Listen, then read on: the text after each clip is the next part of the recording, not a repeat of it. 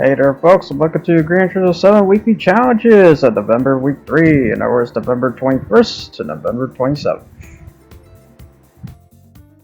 Alright, starting with the Sunday Cup Classic at Autodrome Maggio Center, of course.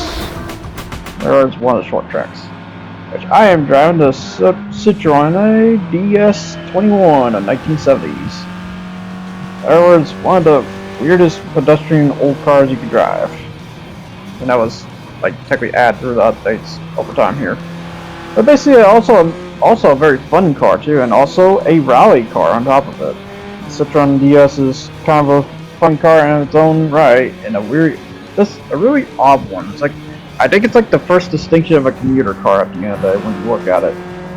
It's like, this describes commuter car, like when you look at this, when it comes to cephalopod cars like this, or whatever that one kind of fossilized creature to call it, or something like that. So yep, driving the Citroen DS21 Palace. I think, yeah. I don't know what the 21 stands for. That's the weird part I don't understand. But the DS, I believe, is dual something. Like dual something. I can't remember what. One thing, dual screen. That'd be kind of weird. It's not DS. It's not Nintendo. I don't think. Maybe dual system. I'm not really sure. I'm not really sure on that one.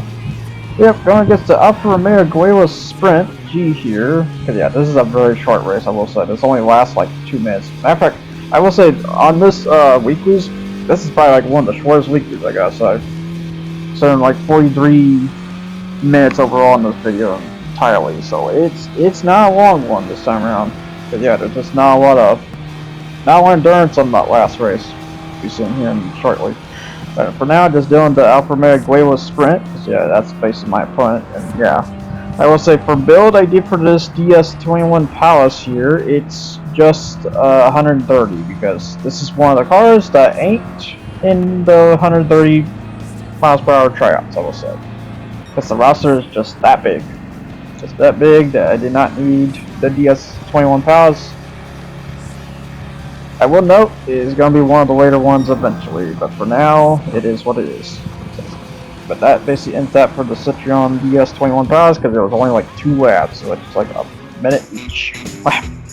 Now onto the special event, which is at Stardega Road Track B Reverse.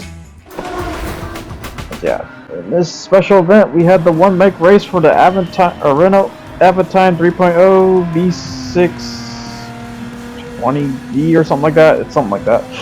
But yeah, basically driving that car.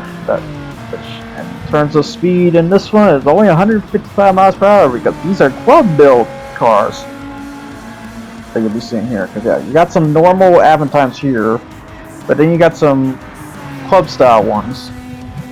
So I decided to get fair with it and also be 155 miles per hour as well, even though they might be a tad bit higher. Just a bit. But basically only 197 horsepower is needed for this at the end of the day for this build. Besides, there's no weight reduction I can think of, there's no wide body either. It's just a normal Aventime at the end of this time around. Yep, just driving the Aventime 3.0 at the end of the day.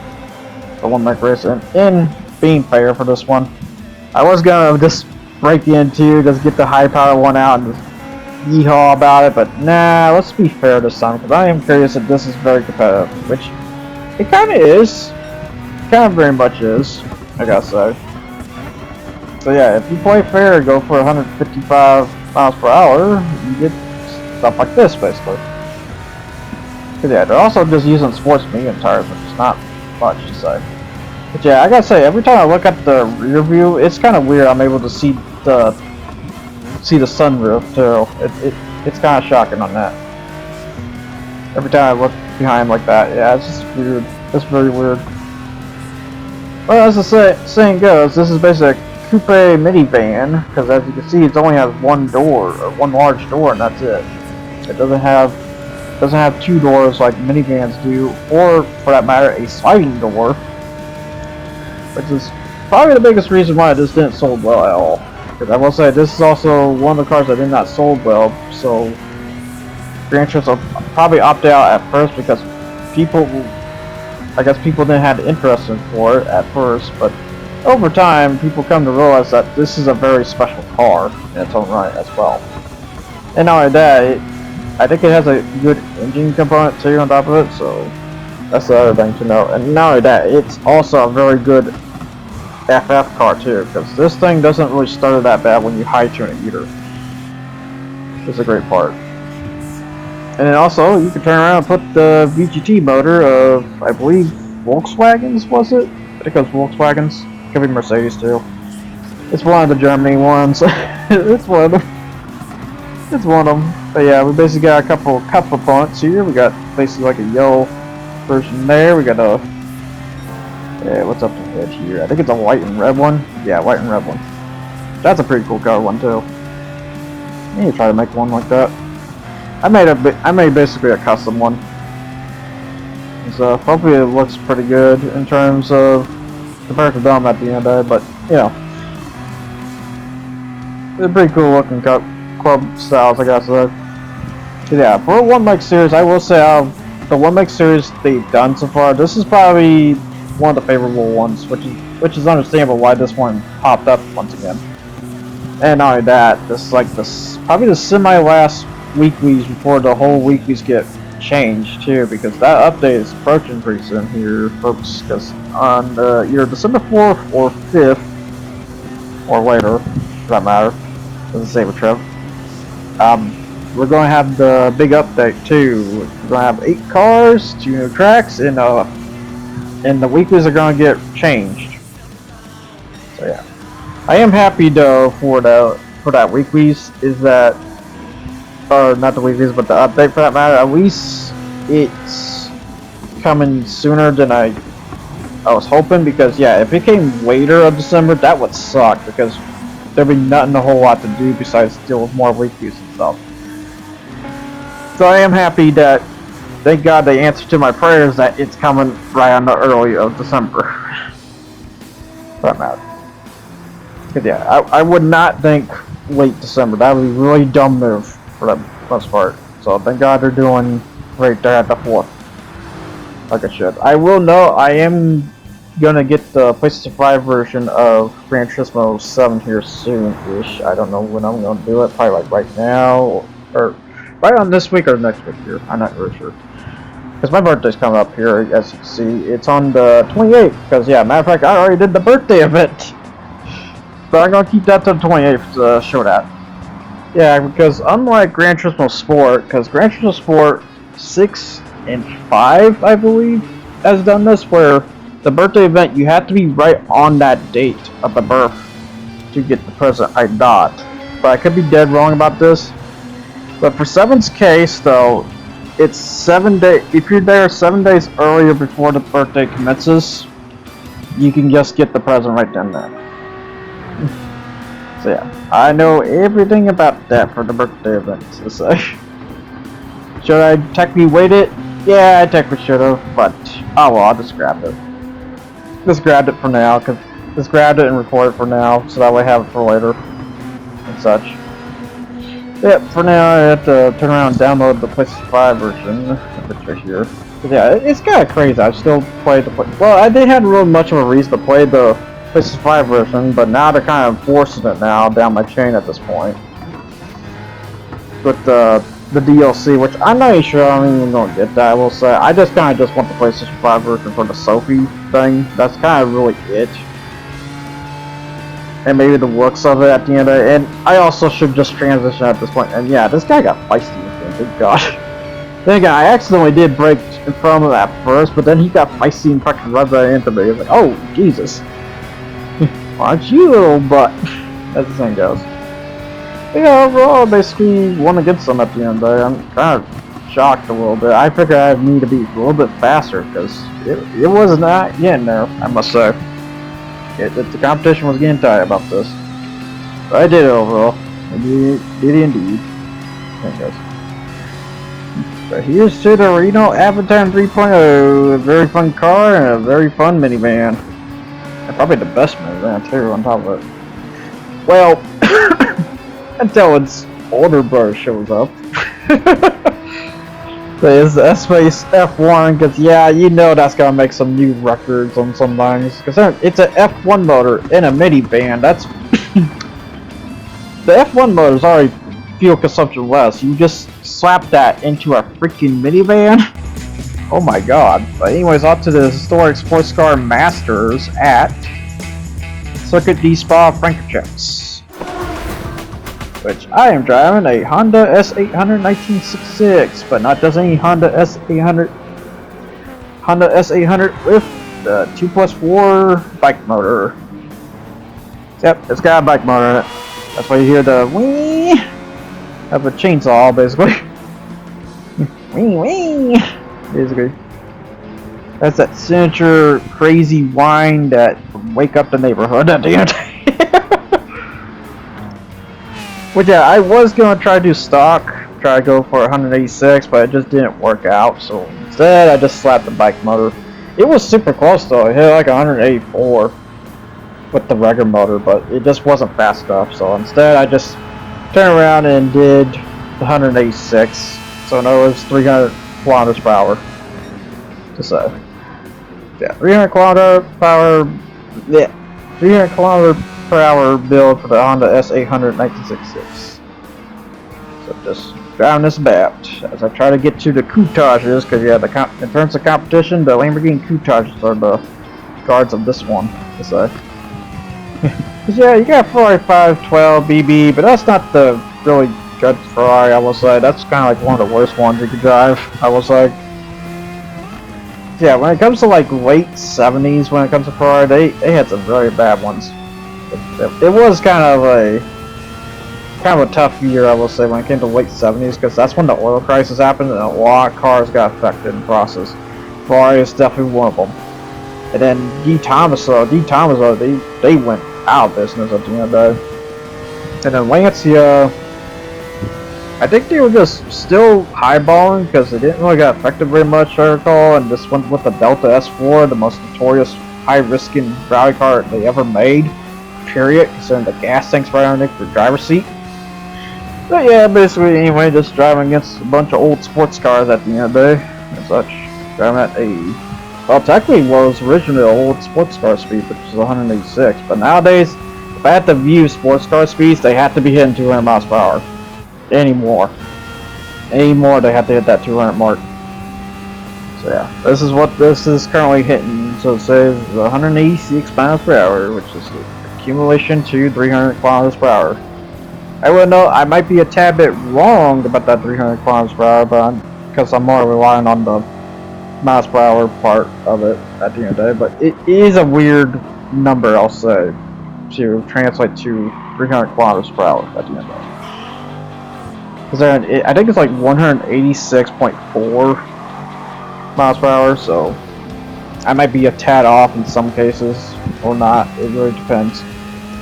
Because to transition from miles per hour to kilometers per hour is definitely not going to be perfect in any sense on that. It's going to be very difficult to say if it's that or not. I mean, I could just say F and just go with kilometers per hour, but that's going to mess with my judgment hardcore, because we over here use miles per hour, you see, so it's going to really confuse the crap out of me if I had to try to re-understand miles per hour, you know, as thing goes.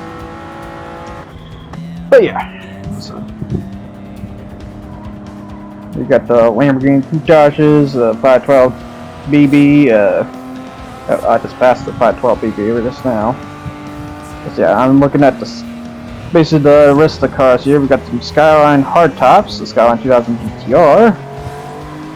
There was the KPC 110, I hope I said that right, and the KPC 10.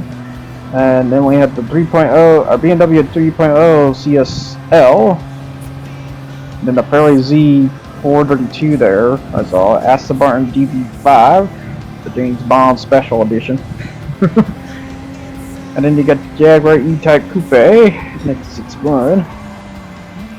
The D. Tomaso, hopefully I said that right. D. Tomaso Pantera 1971, the Lancia Stratos up ahead here. And you get the Porsche 911 Turbo, the 930 model, basically. So yeah, you kind of do want you do need to say that specific model name when it comes to 911s, because like which 911 are you referring to? At the end of the day, you know, because it's like the 930, then went 964, and then 992 over the years, basically. And then you got the Corvette C3. Mangusta, that's a Corvette. Corvettes, you have to mention which C is it. Is it the C1 or C7 or C8? Or the BGT one, which is the C10, because they decided to butcher the Corvette C10 already, but I digress, but you know.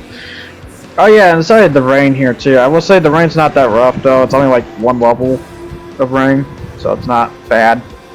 Not the 1.5. If when it becomes a 1.5, then disaster unfolds. Especially with the bike motor, because if I recall, I did a dirt race with the bike motor. It didn't work out so well at the end of the day. Yeah, just trying to drive the victory with the Honda S800 1966 at the end of the day. With the little bike motor. Because yeah, I so definitely wanted to do an S800 with a regular engine, but it's just not up to power. It's just definitely not. Where the bike motor has just a tad bit more acceleration, a tad bit more power at the end of the day. And the best part, this is not even full tune. This is just without the engine parts kind of tune. This is at best you just got the race parts and that's it. That's kind of all it needs sometimes when it comes to some of these builds. And that's how I'm gonna prefer it that way too. Because in case anyone want to know in my tryouts why I do engine full or engine no, but not in between, is because I don't want to do in between because that doesn't feel right at all, and by rules I ain't gonna count that because then you just have to figure out within the build, like, is this the best part or is this the best part? And when the part's not interchanged and you have to like pay for engine restoration every time to switch that part out, that gets very price climbing so bad. You'd rather just do full or non at the end of the day. Which I'm just gonna say if it's gonna be full or not when it comes to that. And you might as well just keep it that way. So yeah, some of my builds are just not gonna have the engine parts, and some of the builds they're gonna have the engine parts. It really depends on how much they need at the end of the day. If they need that extra boost or not, or it's better that they have the engine parts anyways because of potentially higher acceleration draw at the end of it. Even though it might draw a bit more fuel. So yeah, so just past the Coutashes and now just driving the Victory at this point. Like, yeah, I kinda expected them to have sports hard tires, they didn't. They just have comfort sauce. I was kinda shocked about that. I was like, oh. Well then, it's like, well, I'm technically underpowered anyway, so fair game. Fair game, just that. Because then comfort sauce are not that far from sports hard tires, so that's really on them at the end of the day. And they also, I will say, by drivers' AI skills, they kind of suck at driving this course. I will say, just a bit on that. But when they drive like sports cars like this, if they drive race cars, they're a little bit different. Because yeah, I will say the AI skill really depends on what they're driving. And some of them are very inconsistent to the others at the end of it. Because an example, at Trail Mountain, no matter what, they'll take the long way about that turn. They will not dive in like you would technically do in Trail Mountain. So yeah, for examples. And then there's the other case like High Speed Ring, where High Speed Ring, they don't bank, they just turn into the dune of the turn at the end of it, which is not good to do. Anyways, off to the Hypercar Parade at Red Bull Ring, the full course. Yeah, is there a short course? There might have been a short course. But anyways, driving the Pagani Hyra 13, which I would have drove the other Pagani, but then I remember something. That is just a straight up race car. That is not considered a road car at all, which is very weird and stupid. I'll just say this because reminder that we had the Vulcan here, we had the Valkyrie in here two cars there that are just straight up track cars. They are not technically road cars, although I think you can still drive the Valkyrie as a road car, and that does shock me because the Valkyrie is a pretty LMP on road car legs, but you know, that's what shocks me the most because IDOT companies can't provide road cars of that performance and speed, but Aston Martin clearly shows them at the end of the day for some reason. Then again, you're paying at the highest dollar at that point, so you should get a car that's insane, and that is the car that describes insane. Sorry, big guy Veyron, you're not insane anymore, and never was to me. As the thing goes, besides being a speed phenomenal drag racing supercar, just otherwise not. Yeah, I really don't appreciate the big guy Veyron that much. I appreciate others like the SR McLaren, for that matter, for bringing back the super whites series of Mercedes in that matter, because you can thank SLR McLaren for bringing back the super whites, because the actual super white didn't show up till 2010. So yeah, basically driving the high road to victory while I'm running away from that Valkyrie, because that Valkyrie, he's coming. Oh, he's coming. Now here's the other track car that, like I said, is kind of BS in that case, because this is a track car. The Vulcan's a track car. It's not a road car. To say. That's what I call BS. Because yeah, the Zonda R is a track car too. But I feel like that should be road legal, but it's not. It's the best part. And the best part when it comes to the Zonda R, that was technically like one of the first track cars too. On top of it to this, I will say.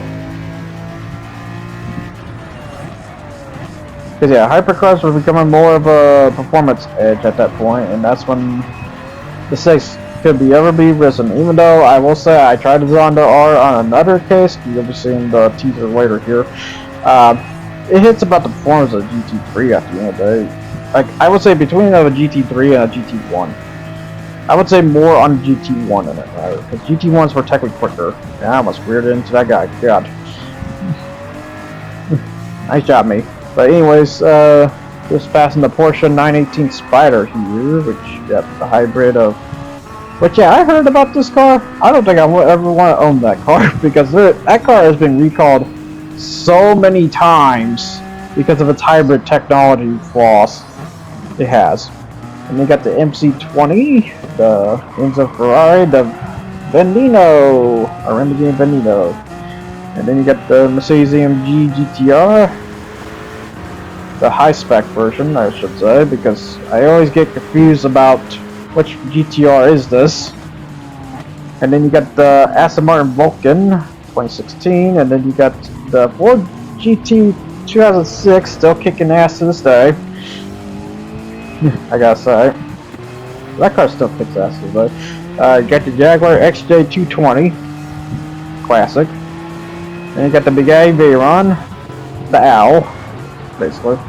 And then you have the Vulcan. The Vulcan is literally the hypercar, and only the hypercar of this event at this point. If we had to compare nowadays, what's a hypercar? That's a hypercar. That's not a hypercar back there. The Veyron, that's not a hypercar. That's a supercar. Because it provides performance of turning on the basis of a supercar at the end of the day. That could be a GT3, or couldn't beat them at all because of fuel consumption reasons. Or tire burnage. Pick one. Either one of them's worse. And then you got a Corvette C7 ZR1, that's basically a performance package. It's not really, I mean, I consider it a supercar, but it's just a really weird supercar.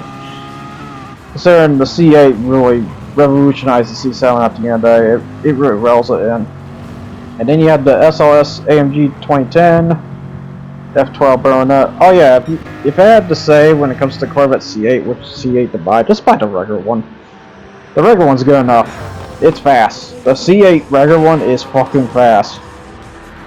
Especially the modified a good bit. That's just the base. I think it has like a base 400, 500, so it's crazy for the regular C8.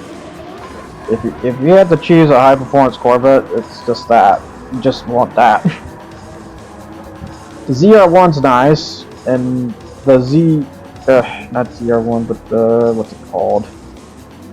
The hybrid. I'm just gonna call it the corporate hybrid. That's something in case you want better fuel consumption at the end of the day, but yeah.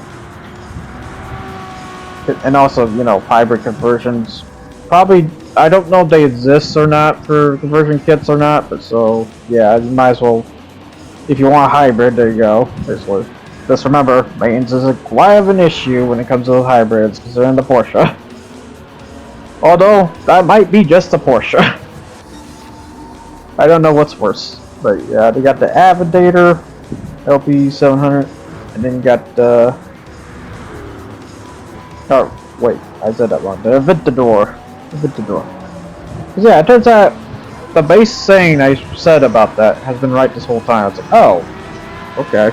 I thought it was called the I thought eventually it was called the Avidator or something. No, it's Aventador. Because it's a vent to see. You see. I will say that's not actually the base. The base is like it's some kind of bolt. Another bolt.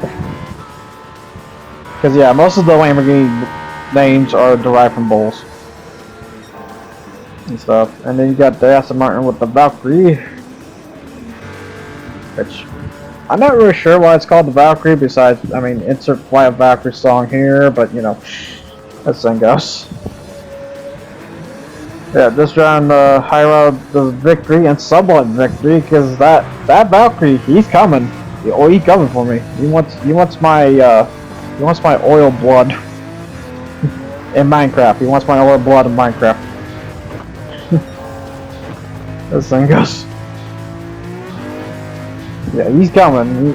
Cause yeah, I can't mess around right now. Cause I was drifting for a good bit there. Cause surprisingly, on the footage I was pouring there, it didn't really ever show me drifting there for a good second. So I was drifting like a madman. But then I gotta remember that Valkyrie's coming. Oh no! This thing goes. Yeah, he's hightailing because he's about to hit. What time is it here? 126. Yeah, that was a 126 point. Did I switch it too fast? Oh, but you can see on the left there, 126.881. That is freaking quick. Good God. And that's how ridiculous the Valkyrie is, because none of these cars will ever perform that. Matter of fact, the highway I'm driving is a 350 km/h build.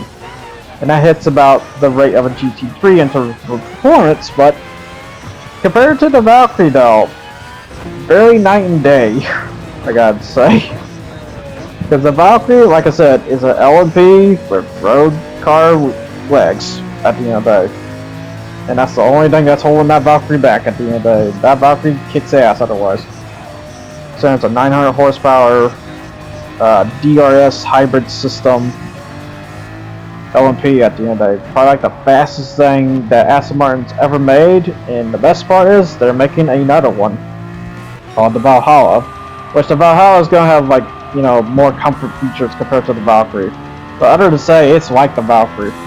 Similar faction of it. With just probably a big old couple differences here and there. Or maybe it's just different at all. I'm not really sure. I might be just spewing some salt. I don't know. When I saw the Valhalla, I kind of believed it was that case, but you know, it could be different. Who knows? But on to the Neo Classic competition at Willow Springs International Raceway, Big Willow. But yeah, I am driving the McLaren F1 GTR 1997, the later year of the F1 GTR, because I'm just gonna say, I tried the grade 3 one. No, do not do the grade 3 one. Because the reason why, tires burns. Because the fact tires burn so much in this event, I would not recommend any grade 3 whatsoever, because they just can't handle it. They just cannot deal with the strain, the high strain that this event will cost you at the end of the day, because it's just not worth it at the end of the day. So instead, drive the grade 2 one, because it's just simply better. And in terms of performance, he's technically slower than the Group C's here, but I don't know. it's kind of weird because technically this was a bad choice to drive this too, but I got lucky at the end. I will know it seems that they fixed the whole issues between drivers and stuff. They won't fly off the track anymore. Rip to those times. But anyways, trying to drive this McLaren F1 GTR to victory, and I guess the best part, this is like one of the shortest big events they could ever pick too, because this event only lasts like 12 minutes. As you can see here, it's only a minute 13 per lap. 10 minutes? That's not a whole lot. So, but basically, I got some Group C's to go get to at the end of the day, while they're getting hold out by the V6 of Scooter Pikes Peak up ahead, because that car, while it does turn pretty great, is not as crazy as a Group C at the end of the day. Not only that, engine burnage is pretty big when it comes to that rally car. But it's still cool to see the Scooter at the end of the day.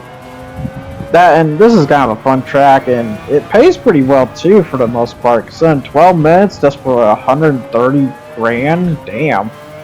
It's just the only difficulty you have to deal with is the Group C cars for that matter, because I just passed all the grade 2s because they didn't really add a whole lot of grade 2s to this day, because just to say, there's not enough grade 2s to make a 20 car roster at the end of the day. So, that's the funny part to add on that. But yeah, just trying to get the McLaren F1 to the Group C's at the end of the day, which I have one stubborn Group C I have to deal with throughout this whole event, because all these other ones, they're pretty lax about it. It's just the one annoying bastard of a car, because I don't know if they detune him or not, but he doesn't feel very detuned, or the fact he just has better tires at the end of the day. Because as you can see, who's in first place, it's the Jaguar XJR9. The blue robot, that is not a blue robot, that is a purple LMP. There, sir. That's Zangos. Yeah, if we look up a little further ahead here, and there he is. He's just hauling his ass way to the bank, as Zangos. Cause yeah, I'm just gonna say he should have won, but there's a point you're gonna see that's gonna be kind of funny once we get to it. I'm just kind of shocked though at the end of it. I was hitting about the same times that he was hitting at the end of the day. It's just, and I will say, no matter what, all these guys, they pit once.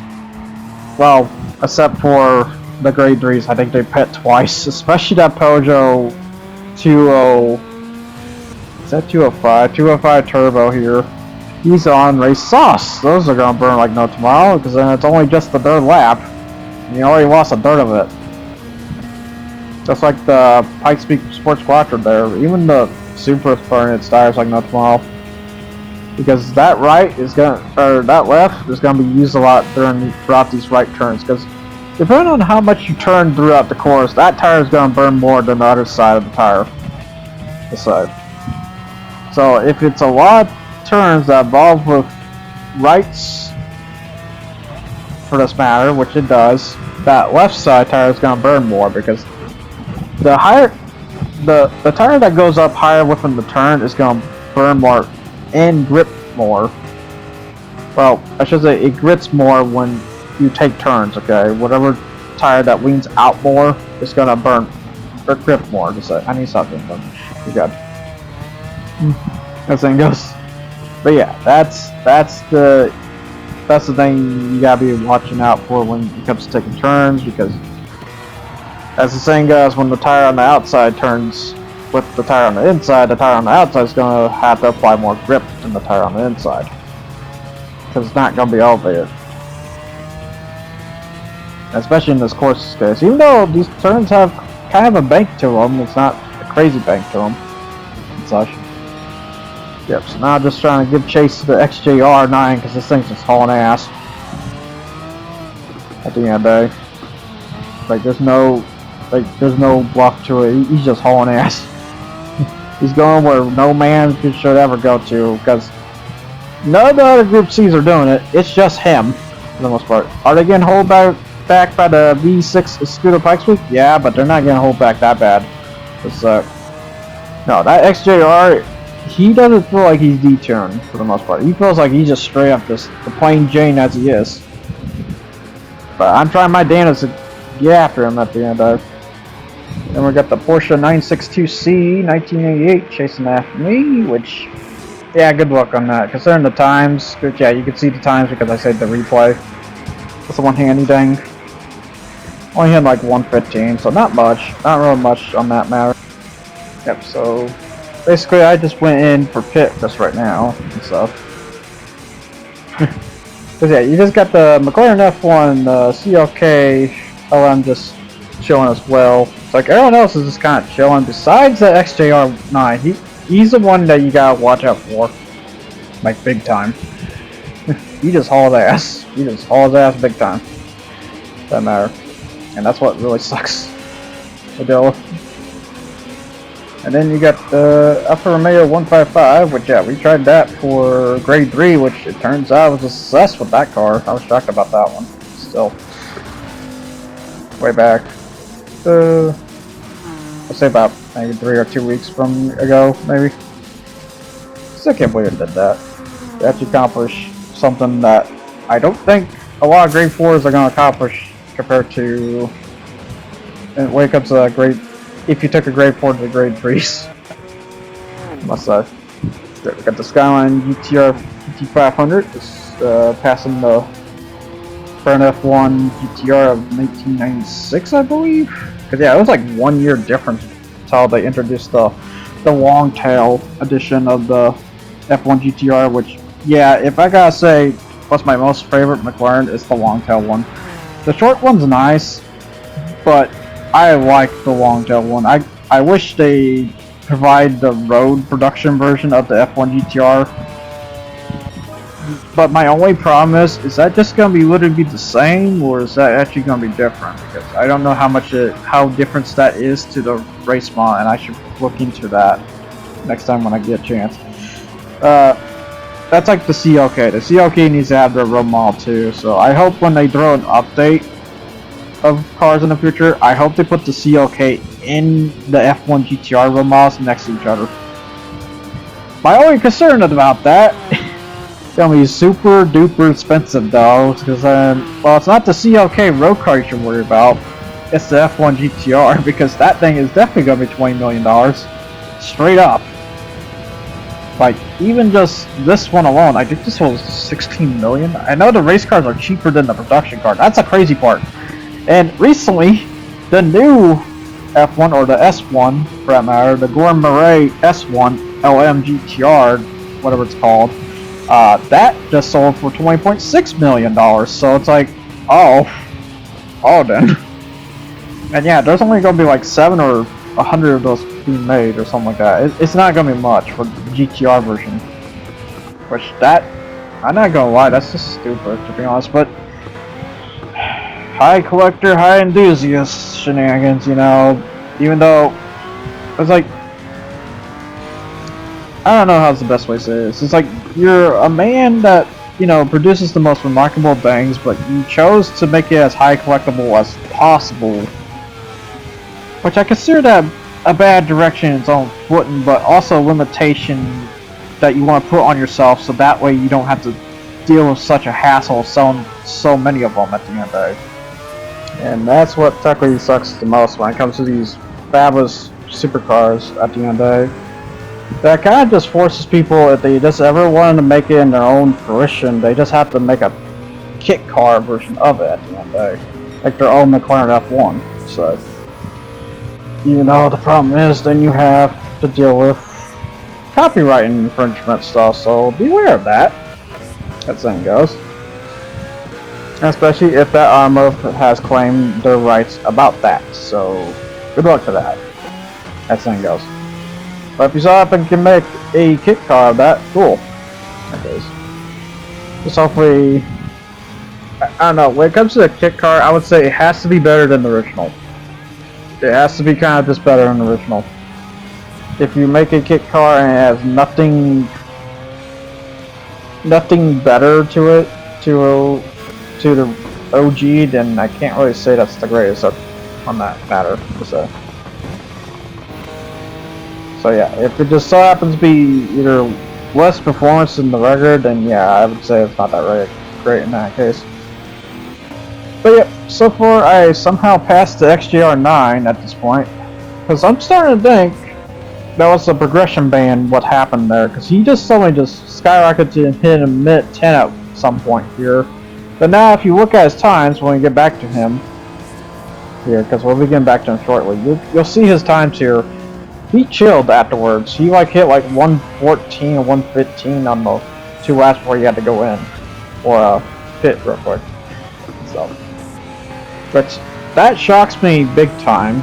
Because that means to tell me, is this a rubber band action is what happened, or is he supposed to be faster than that? They decided to just give up because I don't know what to say to that at the end of the day. Because I was basically hitting the 110s like constantly, so as long as you hit the 110s, I guess you're just good to go. Because if you just need to pit once and hit 110, you're good. Because yeah, otherwise if you use a grade 3, you have to pit twice, and that's not going to happen.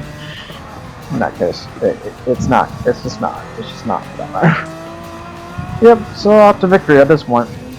That's the thing goes. And that basically ends that weeklies. If I gotta say, for this weeklies in general, I would say a B because it's short, it's sweet, and fun at the end of it. It's a pretty good event overall. Heck, you know what? Screw it. Let's just call it A. Let's just call it A. Yeah, here's the rewards for this one, which one of them's just to drive a marathon, while the other 3 are the weeklies. Which are all money.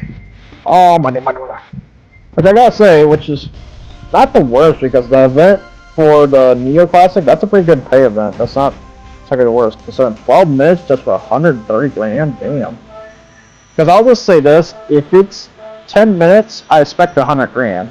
If it's, so yeah, it has to be 1 to 10 for that, in that case of margin also. So yeah.